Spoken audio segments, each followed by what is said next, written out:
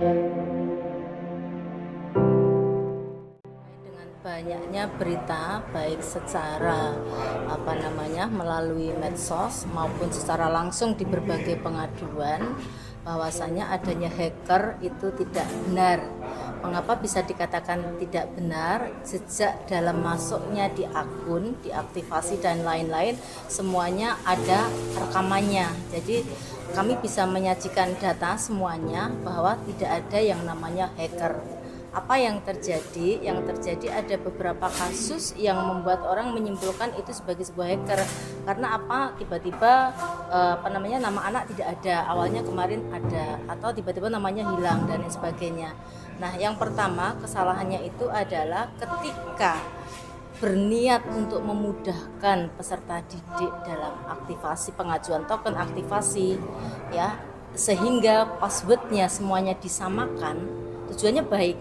Tapi ternyata ada yang berniat tidak baik, yaitu dengan memanfaatkan kesempatan itu menciderai temannya dengan cara yaitu masuk di akun tersebut karena passwordnya sama, dan itu kan berarti bukan sebuah pemaksaan, ya, itu memang sebuah kesengajaan.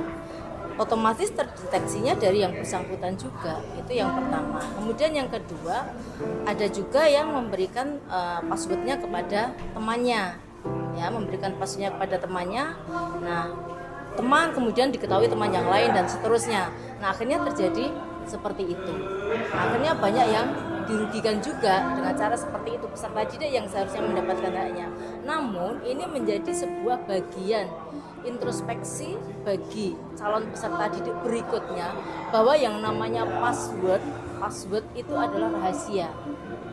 Kalau secara sistem ini tidak ada masalah, sudah settle, nggak ada masalah. Sehingga yang jadi masalah adalah ketidakhati-hatian di dalam menggunakan password, ketidakhati-hatian menjaga password itu.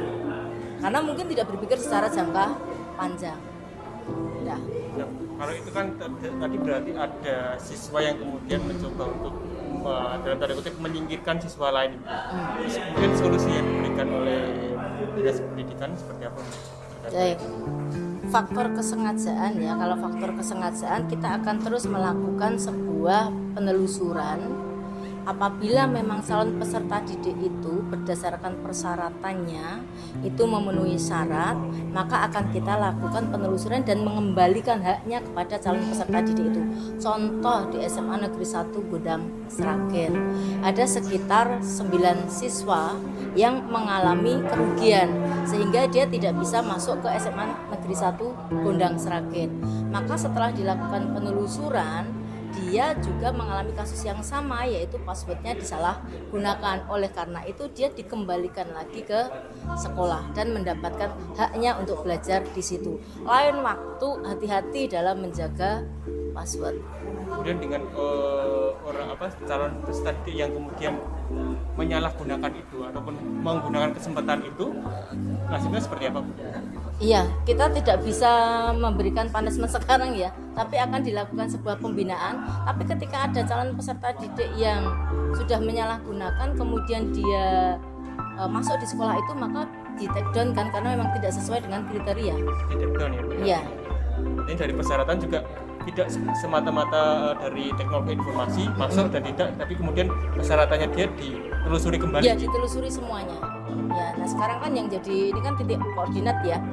Nah, yang itu juga nanti ditelusuri ulang. Ini bagian dari evaluasi bagi semuanya juga sih, ya.